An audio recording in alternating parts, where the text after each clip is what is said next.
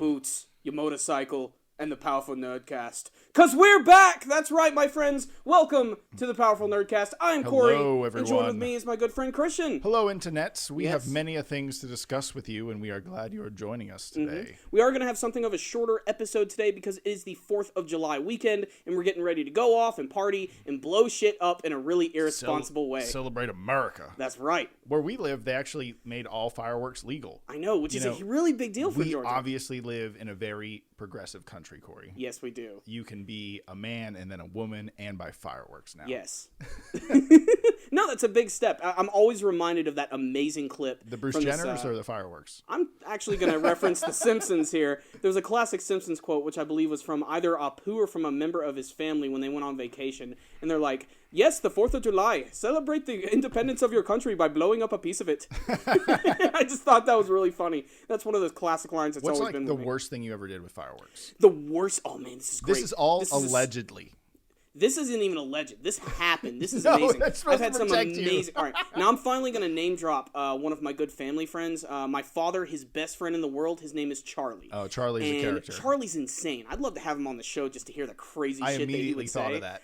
But I'm also kind of afraid of what he might say as well. But he's a funny guy. The world may never be ready for Charlie, but we may have to put him out there. And the cool thing about him is, you know, when I was growing up, we lived out on our own property. We lived out in the woods. And because of that, fireworks just were not an option. You'd set everything on fire and, you know, we had like There were like trees all around. Yeah, you. we had 20 acres. We couldn't afford to burn that stuff down. So we would always meet up with our good friends, the Mann family. And they would always have this big barbecue and they would invite all their...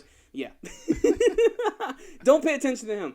And he always had this big, like... extravaganza with fireworks, and he would actually like drive out to like North and South Carolina and Alabama. That's what you had to do. Yeah, that used to be the thing. We, you know, before we'd have like sparklers and snakes and stuff, which really aren't all that special. And he would have to drive out, and sometimes we'd go with him, make like a big day out of it. It's really fun picking out the best fireworks. And he was always really great at setting up a show. Like, you know, he would have like a schedule that he would make, like bottle rockets, then rockets, then Roman candles. He's handing out pamphlets. And now the best part was always at the end of the night, which was arguably the stupidest thing. Now, the best thing about this is that he would draw in his entire neighborhood. Like, he lived at the end of a cul-de-sac. He was like known for this. Yeah, like he was, when there was a fireworks display going on, you go to Charlie's, and everybody would set up their chairs and stuff along the streets and watch. And he's at the very end of the cul-de-sac, which is just perfect for firing off fireworks. Yeah, exactly. And at the end of the night, we'd have a ton of stuff left over, wouldn't know what to do with it. That's when he would introduce the bag of death. The bag of death is what happens when you actually take a leftover grocery bag made of paper. Okay. You take all of your leftover fireworks and you indiscriminately just toss them into that bitch and light it on fire. And my fireworks story is so similar to yours, but I remember saying, someone's like, let's just throw them all in the big paper bag that came in and light it on fire. Yeah. And I told everyone, I had to talk the whole group of people out of doing that. Because I said, you have no idea whether those things are pointed at you or not. But you guys did that. Yeah, and that's not to say, there were a few injuries from time to time. Nothing crazy, you know, and I'm not condoning anything that we're doing, but it happened in the past, and we would all, this was the funniest part of the night, because like it's I said, history now. Yeah, everybody, like I said, they'd come in and they'd watch, they'd bring out their lawn chairs and everything. Once the bag of death arrived, chairs are gone and people are behind trees, but they don't want to leave. They want to see this thing go off, and bottle rockets all over the place, Roman candles exploding, and it was just glorious. And it made noises which just you don't regularly hear from regular fireworks. Like, it sounded like some sort of animal was being killed inside of this bag. But damn it if it wasn't one of the coolest displays ever. And funny story, we did this for... completely safe. Oh, very safe, of course. This is like one of those key reasons why this shit was banned in Georgia for so long. But we did this for years. Like, literally, 10 years of my life was going to Charlie's on the 4th of July, barbecuing, hanging out, swimming, and then doing fireworks.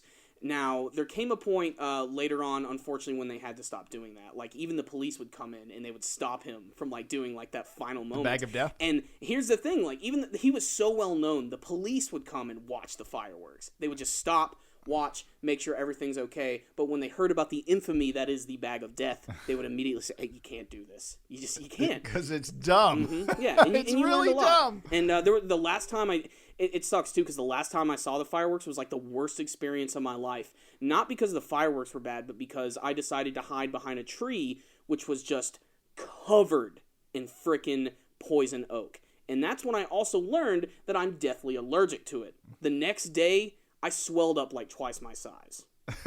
Yeah. So, yeah, I heard you have it like an allergy where it can go through your like blood. So even if you get it on your arm, it'll show up on your face or something. Yeah, like that. And that was the thing. Like, it hit my hand. Next day, my face like inflated. It was awful. And then I had to go to the hospital. I had to give me all these shots in the worst places possible. Were you turning into a big blueberry? Basically, yeah. Freaking Willy Wonka up in this bitch. That's what was going on. Except it was more like a freaking raspberry. Like I was, Super red. It was one of those things too. It's like I was sick, but I wasn't sick enough to stay home from school, and my mom still sent me anyway. Even though you were puffy? Yeah, and it's just like, Mom, do you realize what you're doing? You were giving free rain, like fuel for these people to make fun of me. Don't do this. And I went anyway, and luckily nothing went too bad. But the first thing I remember, my teacher's like, "Hey, Corey, what happened? It looks like you fought with the woods and lost."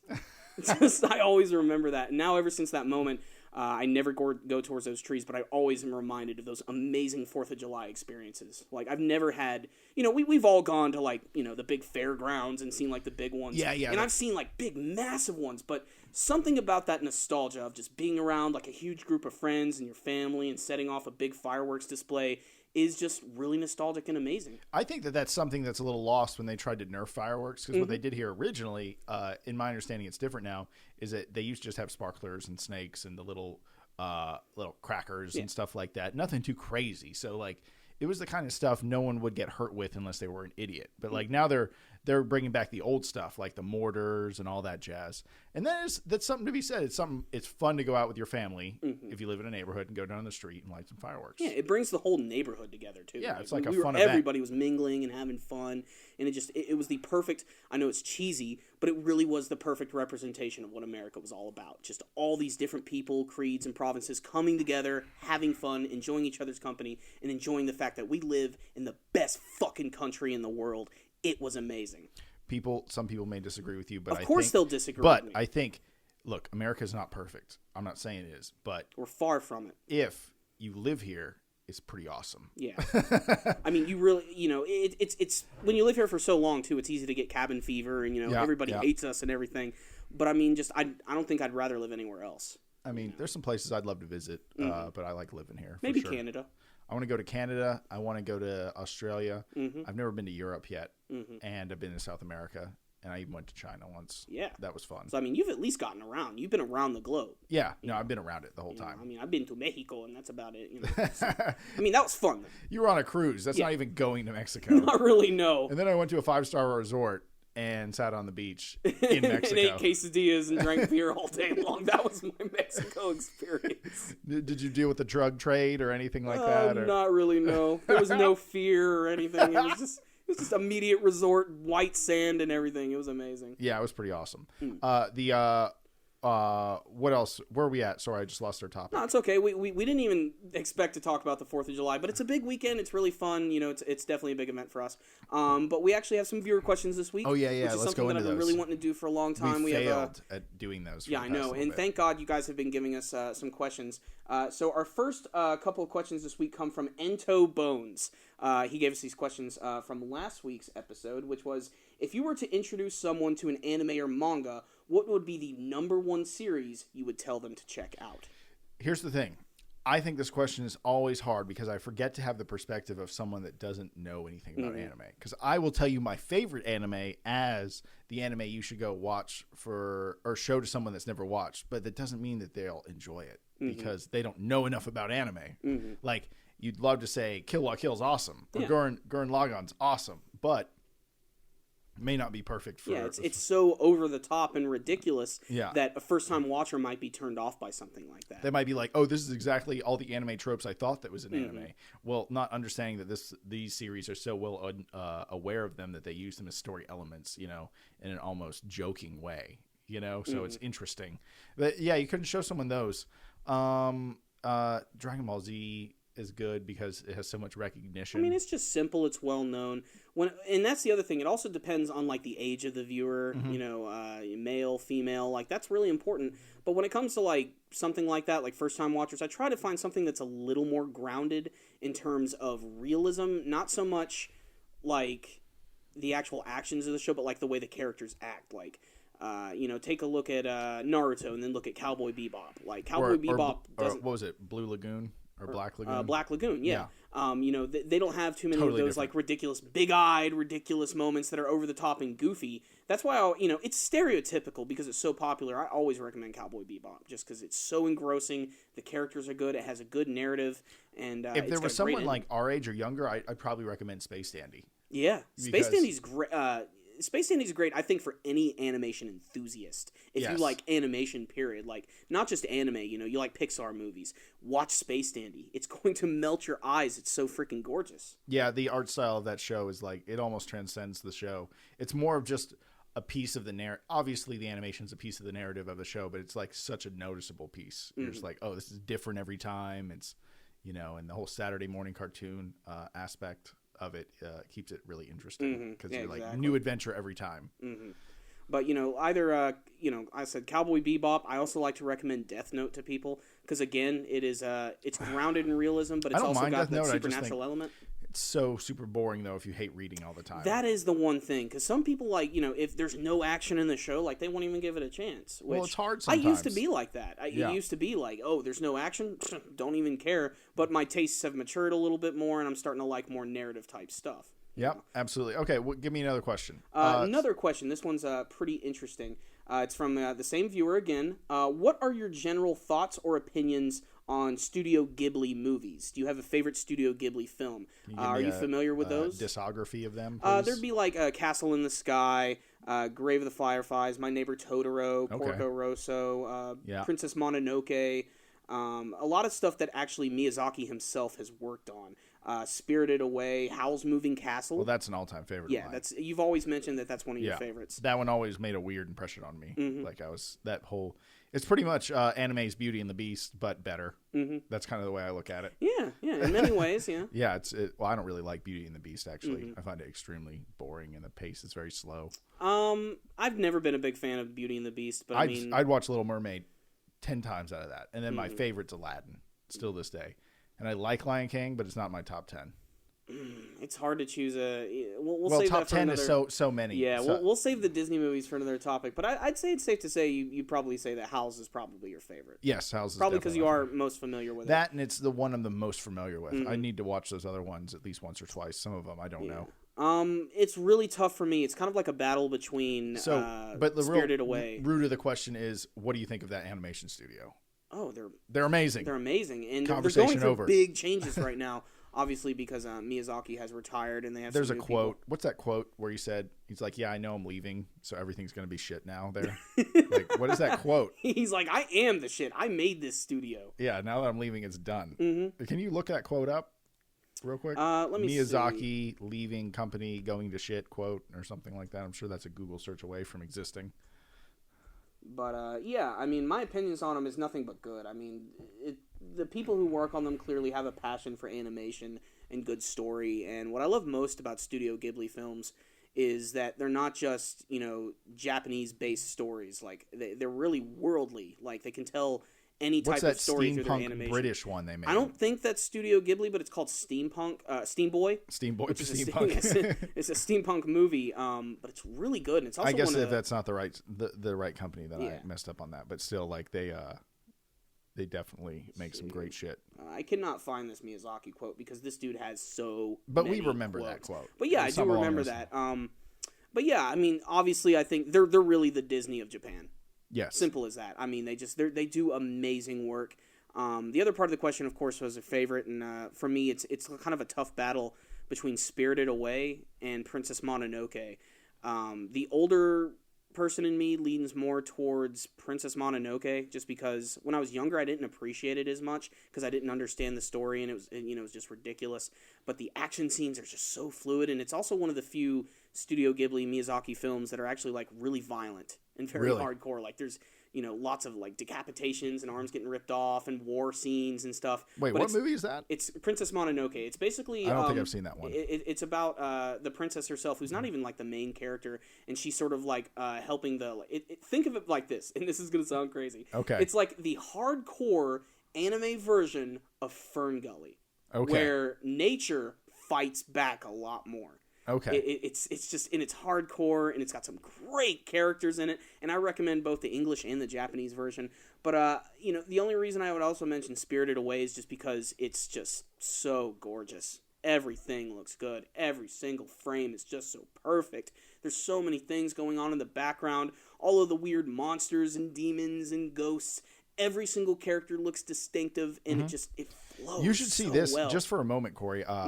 Just describe what you're seeing. You should search this. Right, French animator, unbelievable homage to Miyazaki. Just try. You should look this up just for a second. I have a feeling I'll know who it is because I don't watch a lot of French animation. But there's this one guy that I know about. What is it? French animator. Unbelievable homage to Miyazaki. French animator Miyazaki. You probably could just do that, and you'd get it. Let's see. This is on a website I'm watching, the article on Creators Project. The Creators Project.vice.com. Is this Vice? Shit. I love Vice. Anyway, this animator did this project. I think he is either obviously very established or a guy. No, old 22-year-old student. And he has made this animation that'll just blow your mind how good it is. And it looks very Miyazaki-like. Is that kind of what I'm looking at? Or? Yeah, that's it. Okay. It does kind of have that old school Miyazaki vibe to it. Let's take a look at this real quick. Yeah, the sound design is fine. I don't think we'll get in trouble for this sound. But I'm just taking a looking at it right. Oh my! Where are you at? 9 seconds. I'm just looking at the fluidity of the animation is what really captures me right now. Just the way the characters look when they move. Oh yeah. Like that looks. Ooh. It is very Miyazaki-like. Yeah, this is just... I can't explain it either. It gives me sort of like that Spirited Away kind of Castle in the Sky vibe, too. Just the overall design of things. It's just very cool that someone actually made this. God, this seems like a lot of work. Oh, there's no way this didn't take... Oh, my God. What do you see? Because it looks so good. Like, every frame is just, like, perfect. And I mean, just the weird gooey effects. Oh, the gooey monster? Yeah, like that looks freaking fantastic. That's something that totally reminds me of Spirited Away. There's a lot of like weird monsters and stuff that like contort and stretch their bodies in a lot of really insane manner. There's always that weird Spirited Away. I haven't seen that yet, but it's the guy that has the mask and he's all like Ghostface. It's either Ghostface or No Face. We see him at anime conventions all the time. There's always at least one person who's cosplaying as that. But yeah, Studio Ghibli, the friggin' Disney of Japan, they're pretty freaking awesome. Yeah, if you're not watching Miyazaki movies and you're a fan of anime because maybe you think I'm just going to go for a guess. Like, maybe you think you're not into that, but you're missing out hardcore. Really? Or if you're like, I'm more into the hardcore, stupid stuff of this little niche of anime, you need to give Miyazaki a shot. Yeah. I mean, the good thing about anime, though, is there is a genre for everything. Yes. There's something for everyone out there. You just have to actively want to try and search for it. But there's always a few ones you can check out first, like Christian mentioned, Dragon Ball, Cowboy Bebop, Death Note. Jump on those. You never know, because before you know it, you're going to get the bug, and you're going to want to watch all these other new shows that are coming out. Yeah, it'll just pique your interest. We have another question, which is, because I personally enjoy collecting toys and figurines, do you have a favorite toy from your childhood? I had a favorite toy. That is tough. I had this Ed 209 figure I really liked from RoboCop. The original RoboCop one? Yeah. I never had any of the RoboCop toys. I just had the Ed 209. Yeah. Because I was always enamored by robots. Mm-hmm. Like, that was my thing growing up, robots. Like, Terminator fucking blew my mind. Yeah. Like, when I was a kid, because I just loved robots. Mm-hmm. And that's it, Ed 209. I didn't have Terminator toys. And then mostly my Super Nintendo. Mm-hmm. So you played a lot more, maybe more video games than played with action figures. Yep. Okay. I played with so many freaking action figures, you know. It's really hard to say because I went through like these phases. Mm-hmm. Like, you know, I went through my Ninja Turtle phase, and then I went through my Ghostbusters phase, and then I went through G.I. Joe phase, and then Transformers, and then there's so many more. It's really hard to say. Power Rangers were in particular really obsessive when I was younger. And God damn it, Christian! I'm sorry. Just gonna mess up this podcast. I can't even like finish this because he's showing me this stupid hamster video right now. Earlier in the day, before we did this podcast, Christian was showing me these videos online, which apparently are pretty popular, of this dude who makes like mini food and stuff for like his pet hamsters, and looks like a guinea pig and a rabbit. And like he makes like little tables and chairs and hats The and set stuff for deck them to is wear. amazing. And this looks like, what is this, a barbecue? This is the 4th of July mini and barbecue. it could not be more distracting because it's so goofy looking. Yeah. And is that a freaking hedgehog? Yeah, they got a hedgehog in They there. got a hedgehog. An albino hedgehog. This guy's great. He's got a great backdrop though. Yeah, I think he's, look at eating the little corn. Eating a little corn. All right, that's enough of this. If you guys want to look up hamsters eating small shit, look it up on YouTube. Hamsters But eating that tiny completely food. came out of nowhere. But yeah, I honestly don't think. Actually, no. Favorite childhood toy, and it's one that I really wish I never got rid of. It's Jurassic Park. Okay. It was the T-Rex. big electronic T-Rex from I the remember that. original one. I remember the that. reason that one was so sought after is because when Jurassic Park came out, it like blew my mind. And I remember the first toy that I ever got was the Junior T-Rex, is what it was called. It was still in a pretty big box, and it was still like that tall. And I had no idea there was a bigger T-Rex than that. And I loved playing with that, and I had a few of the other dinosaurs, and I remember that Christmas I got a ton of Jurassic Park action figures. You're all about it. Okay. Oh, I mean, I was obsessed, man. And I didn't even ask for that. Just my mom just got me all these cool, and I was just like, oh my god, Mom, I didn't even know there was a Triceratops. Yeah. Like, because back then there's no internet, and we were kids. We didn't do research on this stuff. It's just if you saw it in the store, you wanted it. So, my mom did really great that Christmas. But the following summer, they released even more toys, and they released the bigger version of the T-Rex, which was like a big red and brown T-Rex with like a green underbelly. And what was really cool about it was that you could like squeeze its stomach, and then it would roar, and its mouth would open up, and then it had these like electronic things built into its feet, so that when you like move the feet, you would hear like a like when you could hear the T-Rex like coming towards you. And I just remember that being the absolute coolest. So is it like toy. soft or was it like rubber? It was rubbery. You can definitely look this up. Look up Kenner T-Rex 19. Kenner? Yeah, Kenner. They were I actually remember the toy company that made it. And the funniest thing about that T-Rex too, and it always annoyed me as a kid, but it doesn't matter if I had it now, I'd totally take it back. The T-Rex was so big that when it was in the box, they couldn't find a way to make its tail bend, so that when you take the T-Rex out of the box, no matter what you do, there's always a kink in its tail. Because it was like this long, and I'm like a little kid, and you got this big T-Rex that you have to carry like this. So like it was crazy, man. And I like had that T-Rex like eat all the other dinosaurs and hang out with the little T-Rex and fight the raptors and stuff. I even had the big compound center, like with the fences that would like go all the way around, and you could put all the dinosaurs in the middle and stuff. Like I got the Jurassic Park hookup that Christmas, like big time. That was like the big gift. It was like, that's it. Oh my god, that's it. There's an unboxing video of it. Of course I want it so bad. And I've looked it up on Amazon and eBay. I just don't want to pay $200 to get that thing back. And that's one of those toys that when we're done with it, usually when we were done with toys, we would give them to either our cousins or we would give them to Goodwill. And we had to have given away so much crap, dude. We gave away over, and this is my mom's number, over 125 individual Teenage Mutant Ninja Turtle action figures. That's how many I had. Wow. I shit you not. That's insane. When you're a kid, you don't realize it. When you're older, you're like, God, my mom and dad bought me so much stupid shit I didn't need.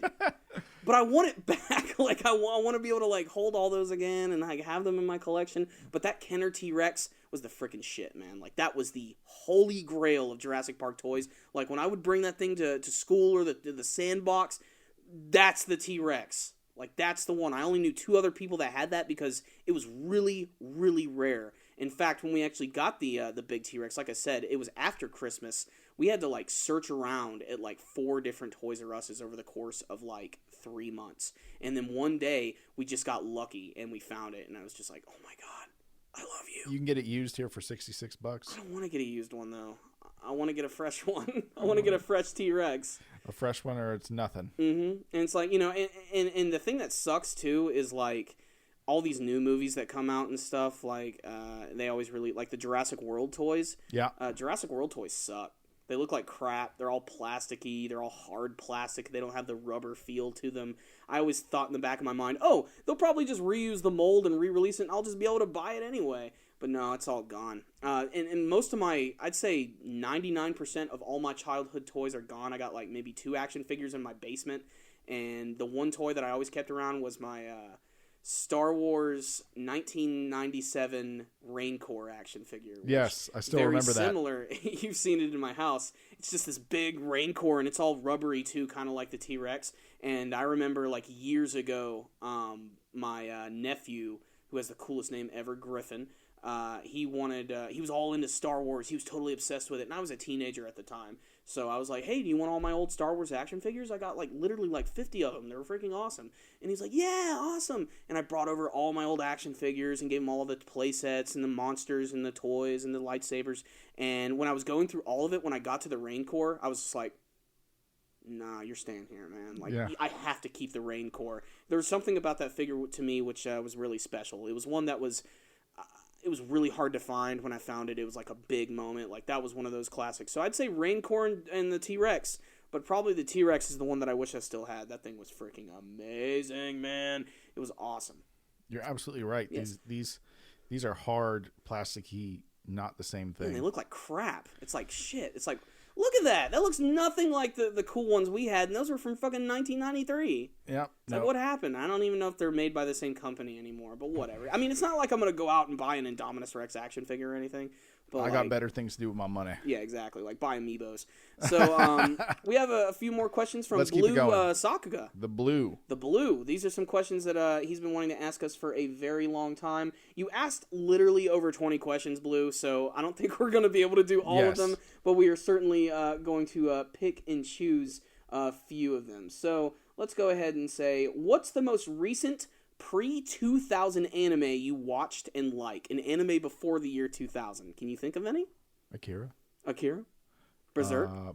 Berserk was amazing. That was one of those eye-opening shows, seeing it for the first time. Yeah, that changed the way I looked at anime. After that, I was like, oh, this can be real powerful Game of Thrones level storytelling, you know? It's a big cheat, but technically you watched One Piece, which started in 1999. Yeah, I got into One Piece around 2000. Isn't it weird to actually think that One Piece is a 90s anime? When did Naruto start? 2001, I believe. So it just missed it. Yeah. It went past that. Fuck. Dragon Ball Z. Yeah, Dragon Ball Z. I gave Yu Yu Hakusho another chance after getting into anime again, and it blew my mind. And I was like, God, this show's freaking awesome. What anime did you start on? And then you dipped out for a while, and then you came back. I basically, once I was done with Toonami, and then I went back. And what got me back on the anime horse was actually I was hanging out with you. We were at GameStop, and we were just down the street, and this was back when GameStop sold used DVDs and stuff, and they had the first 6 volumes of Gundam Wing for $1 each, and I'm like, I think I remember being with you. And I was just like, oh my God, these are $1? I'm totally getting all of these. This is more than half the series. Yeah. And then I ended up picking them up, and then I ended up picking the whole series up after that in individual DVD cases from when they were released back in 2000. Yeah, wow. Which was, I don't have too many shows that are on individual cases, but that was definitely one that was like that. But yeah, you could even say Gundam and stuff. But yeah, I'd say some of my favorites are from even before the 2000s, but that's not to say I don't love the ones that are new. I love those too. I think they're really awesome. All right, his other question is, when deciding on what anime series to watch, do you guys go on the anime studio or the main staff of the anime? And the answer for me is neither of those. No, I watch the trailer and I tell you what I like. Mm-hmm. That's about it. It's as simple as that. Yeah, I usually try to find trailers or PVs or anything that gives us some special information about that. But yeah, unfortunately, that's just the way it is. You know, I do know a lot about anime studios. The more anime I watch, and of course, a little bit of help from Blue as well. But I'm still not completely familiar with it. Hell, I don't even know how to pronounce the name of the studio that does Naruto. It's Studio Pierrot or Period. Parrot. That's what I call them. It's a weird name. Studio Parrot. Yeah, so I always whenever there's a situation in my videos where I feel like I have to say that, I'm like, how can I not say the name of the studio that animates Naruto? Because, we're mostly a Naruto-based channel, and whenever we mess something up or mispronounce something, people let us know. More than they should. Yeah. But let's see. What is your favorite mecha anime from the 90s? And this one's just not fair. For me, it's probably going to be Gundam Wing, and the only reason I say that is because it was my first mecha anime. I mean, Evangelion was good, but it's the type of show that I didn't appreciate until the mid-2000s, because before it just looked like pretty animation, and I just did not know what was going on. And even now, after watching it, I'm still completely confused by Evangelion. I still think Evangelion is, but my all-time favorite mecha show is still Gurren Lagann. Without a freaking doubt. But that doesn't go before. Are we still stuck to the 2000 rule? We are actually Either from way. the 90s. Has to be from the 90s. Ah. Yeah. There weren't too many big robot shows that I can really recall. Evangelion, like I said though, but it's just because it was pretty. I didn't understand it till later either. Yeah. It was. I'm not sure if Big O came out in the 90s or if that was an early 2000s thing, but I really liked that. I saw as that well. on Toonami. Yeah, it was great. It's kind of like a combination. Never seen the end of it though. Really, Only it's good. Yeah. It's not the greatest, but what I like most about that show is it's got its own style, but it's also sort of an homage to the Batman animated series, like the way the characters are designed and look. Feels like Batman, but the action is just different. I don't know. Well, it's an anime. I mean, yeah, it's definitely more. It's the action and animation feels is like a little it. better. Feels like Batman though. Mm-hmm. Oh, Yeah. it totally gives off that vibe, which I still say to this day the best animated cartoon from my childhood was the Batman show. Just it's the type of show that I could watch as a kid and enjoy, and I can watch an episode now as an adult and still just get as much out of it. Like I love that show; it's so good. But yeah, but let's go ahead. Here we go, Corey. Batman eats a hot dog. There are so many variations of Batman eating a hot dog in an epic way. Yeah. But That there looks you go. just like that animation too. That's the hilarious part. And then the lightning strikes behind him. All right, guys. But today we're going to go ahead and we're going to end on the end of Naruto Gaiden because that series just and wrapped this is the up. end. And we want to talk about it a little bit. And That's it. Naruto's over forever. It's done until all the 50 spin-offs and sequels are going to be coming out this fall. But yeah, I thought Naruto Gaiden was good, but after like rereading it and everything and going through the whole thing, just I don't know, it just felt kind of to me. I don't know. I didn't get a lot out of it. It seems like more of a glorified setup to the next movie, if anything. I liked it. I liked it. I thought it was what it was supposed to be. It was Naruto being Naruto as Hokage. That doesn't him being Hokage doesn't change him very much. Not really, no. No, and then you have Sasuke coming back, and Sasuke has not changed at all. He's fucking weird. He's exactly the same. He's the same damn dude. And then the kids, and they had to hand it over to the kids gracefully, and I think they did with this series. And that's what it was. It is a setup series, I guess, if you say it like you did. But the kids were interesting. Or at least Saruto was. Yeah, Saruto was a pretty interesting and complex character. I wish we would have gotten more face time with Boruto, the new character, and Mitsuki. But again, this is sort of like that hook to be like, hey, you want to know more about these guys? Well, new movie's coming out this fall. You better check it out. Actually, the Boruto movie's going to be good. I hope it is. It looks fantastic. And they keep releasing all types of new information about it. And Naruto's not... It's not... I was worried it's not going to have Naruto in it, but it will. Oh, it's definitely, yeah. I And mean, it will have Naruto and Sasuke. Sasuke are going to be having epic combination battles in that movie. Yeah, so as long as that's in it, and then make it like 50% that and 50% kids, and we're cool. That's the one thing they haven't done is like just say, remember it's not just Naruto in the background saying, have fun, guys, and then back to their shenanigans, you know, like, thank God they didn't do that. They could have fallen into the GT trap, which is what they did is they said, let's just take our main character and make him young again and try to remake the show to be like how it used to be.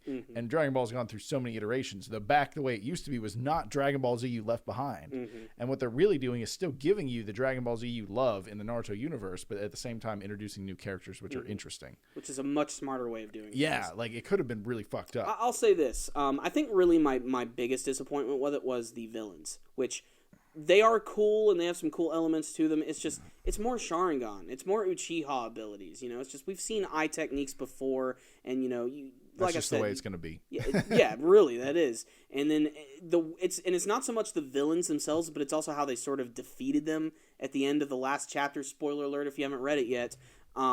Basically, they just stop fighting. They're just like, wait, this isn't a good idea. I got Kurama. You know he's a badass. Let's talk this out in the village. And it just seems like they immediately got through it too quick. Like, I felt like there should have been more conflict. But those guys were never going to be a threat. Like Sasuke could have just wiped them all. Not necessarily. Maybe not so much to Naruto and Sasuke. Yeah, they could have wiped them out with black flames and watched them burn to death. You know? In many ways, though, maybe that is a good thing. You know, now that we're introducing all of these characters that have Sharingan, this is finally a chance to let people know the Sharingan's cool, but it's not the most powerful tool in the universe. Like, we got a group of people here who can use it all in crazy ways, but we're also going to introduce all these new characters who can counter that. Well, with their that's the even problem with crazier Naruto abilities. and Sasuke. They're too powerful. Yeah. You're I mean, wel- they've reached a point. They are ninja gods. Yeah. Like, think about it like this. You have Naruto versus Gaara back in the day. You know, it was just them fighting. And you think about it. But, like, even at Gaara at his best now couldn't even touch them in a lot of ways. You know, like, they're just too powerful. Well, the battle with Gaara was a little more complex. Well, it was, you know, the summons and whatnot Yeah. and everything like that. But, like, the Zabuza fight. That was just two smart ninjas that had different types of That powers was like the fighting. most ninja-y battle of Yeah. like maybe the entire series. You could even say that with what would be another good example? The Sasuke versus Itachi was just two very talented ninjas fighting in a lot of ways. Two genius level. With two different types of jutsu, sort of. Well, kind of the same jutsu. Shouldn't say that, but the point is, you know, one's just more developed than the other one. Yeah. But now that they're so powerful, it doesn't matter if you're really good at water jutsus because they're just like, fuck, I got a damn god hand that will come down and crush you. I mean, we've you know? seen landscapes destroyed with Yeah, these guys. so- Like, it's no problem for them. So that's the problem. They had to not make the villain super badass in this series because the kids, like Sarada, got in there and punched the ground and made it explode and had an impact on the fight, you know, and that's the important part. I think that they made it so the kids could actually interact because if they made them super Kaguya level people right away, that'd be a huge problem. Like the kids would be like, ah, and then they get like erased by one of those black balls coming by and ripping their face off. You know what I'm Yeah. saying? Like, And it's really hard to accept like when a more powerful villain comes in too. I mean, I think Dragon Ball's done okay with that. You know, obviously, you know, Frieza. oh no, it's Kid Boo's dad. Yeah, exactly. Like, but there was a time when, you know, before Battle of Gods came out, you know, it's like there was no question. It's like, oh yeah, Majin Buu, strongest freaking villain in the universe. No one That's can that. touch him in Dragon Ball. Then Beerus shows up, and we're just like, what the hell? Yeah. And like, this guy's not even big and bulky, and he doesn't even transform, and he's just wailing on Goku with his hands behind his back. Like, Yeah. it's crazy, and I love that because it just shows that, you know, and that's always been a theme of Dragon Ball though. There's always another bigger fish out there. Yes. But with Naruto, they kind of screwed themselves, like you said, with the whole Kaguya thing, because she's like the primordial demon bitch of the universe. That You well, know? she's where all the power comes from. Yeah. Yeah. Speaking of Kaguya too, they just revealed her voice in that trailer, the brand new Naruto Stone 4 trailer, which I just checked out. She recently. sounds cool. Yeah. She sounds ominous. You know, I mean, it's very short though, but you do actually get to see her in action. What her design is going to look like in the anime her series. attacks are bigger than everyone's. Yeah, Oh, basically. yeah. But I'm really interested to see what they're going to do with Kaguya in the anime version. I really hope they go crazy with it because we're getting there closer. But right now they're trying to build up the whole Guy versus Madara battle. Well, that needs to take some time, and I hope they do. I hope they do it justice, man. That deserves at least 2 good At episodes. least, I'd say at least just one. I'd take one good one that's just really well animated. You're talking 90% Guy and no flashbacks. I'm talking 99%. Just I know it's not possible. I mean, if 99%. I were the one who was going to do that episode and be like the animation director and everything, Well, it goes it'd be to- like the episode will begin with Guy punching Madara, and the episode will end with Guy punching Madara. Like Yeah. it'll just non-stop, just full on, just action the entire time. Very little dialogue. Maybe explain what a technique is. Guy Maybe doesn't get some talk reaction much. shots. Guy doesn't talk much. There's no Well, reason. I don't know about that. Well, in the sense that, like, when he's fighting, he's just going to fight. You oh know? yeah, He'll he's just- going to go full in, against Madara. Yeah, I think that fight is 2 episodes, though, personally. We'll see. We'll have to see how they do it. Let's show up some flashbacks in the front. Give you half of fighting, and then give you the other first half of fighting, and then throw some flashbacks at the end. Yeah. That's how it's going to go down. And one more thing I just want to mention before we leave you guys today, Yeah. and this is also related to Boruto. They just released some brand new imagery for some of the new characters. I did a video on that. If you guys want to check it out, I'll put a link for that in the description box. They have 2 new characters who've just been teased, which is possibly the sons of Kankuro and Killer Bee. And we already looked at them yesterday. We have... Or at least, like, disciples of them. Yeah, that was something that a lot of people were saying, like, the kid who looks a lot like Killer Bee. He has the same uniform. He's got the cornrow hair. He's got the hair. tattoos on his cheek and everything. And he Eight has tails. the 8 Tails Gyuki necklace. The bling? Which Yeah. means he's either going to be like his new tag team partner, he's going to be the next Jinchuriki, or he could very well be the son of Killer Bee and whoever the hell his wife is, which... Looking at the kid, my first thought is it could be that one character from Cloud Village whose name is Samui. You're probably wondering, who's Samui? She's the blonde chick with the giant rocks. I remember that. Yeah. What about, I wonder when they conceived that child if there were tentacles involved.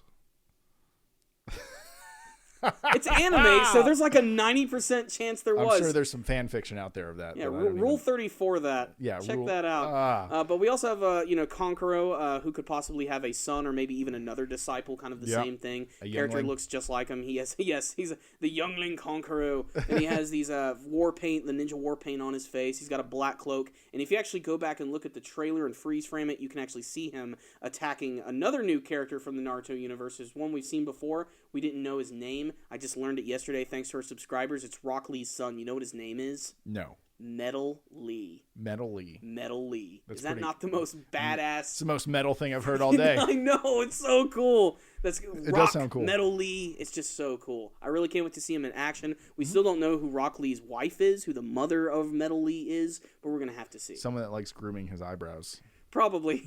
But it looks like, a funny thing, like I mentioned, like I said, if you go back in that trailer and freeze frame it, you can see the kid who looks like he could be the son or disciple of Konkoro, and he's actually fighting against Metal Lee. So this whole movie is just going to be great with all these new characters, Chunin exam, brand new villains, Naruto Sasuke, Boruto Sarada, Mitsuki. They're going to shove a Chunin exam and all that shit in there? Yeah. Wow. My guess is the Chunin exam, again, is going to be interrupted. Well, that's almost the way it works now. It's like a tradition at this point. Yeah, they can never get through these exams. Start with the Chunin exam.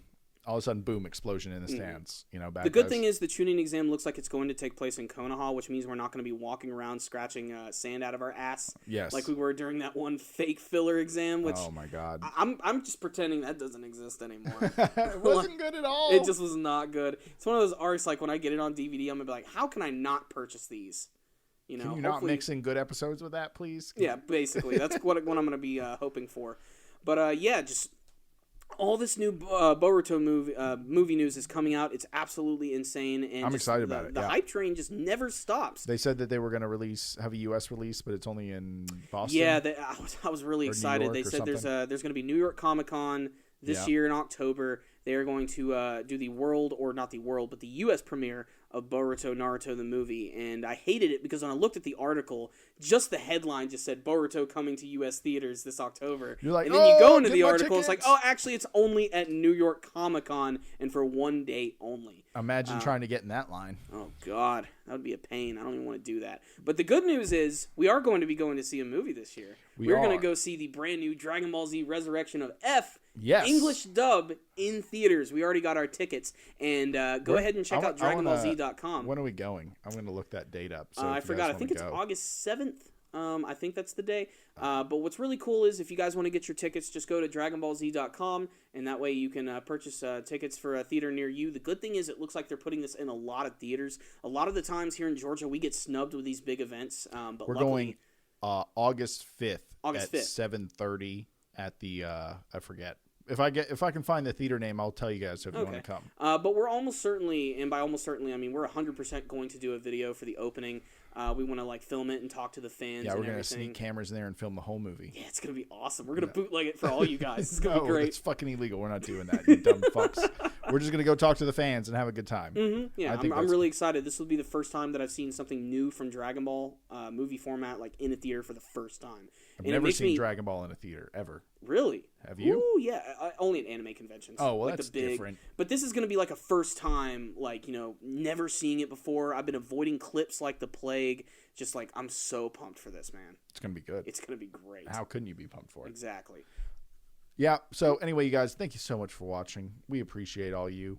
We know that this podcast was not as long as the normal ones. Maybe it is, and we're just thinking it is. Maybe it is. It feels like it. Yeah. Well, anyway, guys, thank you so much for watching. Make sure to like the video, subscribe to the channel, follow us on all of our social media platforms. Use the Amazon link. All you have to do is click it, and it'll take you to Amazon. Use Amazon as normal, and then we get a little bit of a kickback every time you buy through our link, which helps us out, and you don't have to do anything extra. So maybe save that as your bookmark. Mm-hmm. And then if you want, you can just donate through the PayPal link we have if you just want to give us money directly to support the channel, which is great, guys. We really appreciate it. We have quite a few people that do that for us, and we couldn't say thank you enough. So you make this possible. Hi.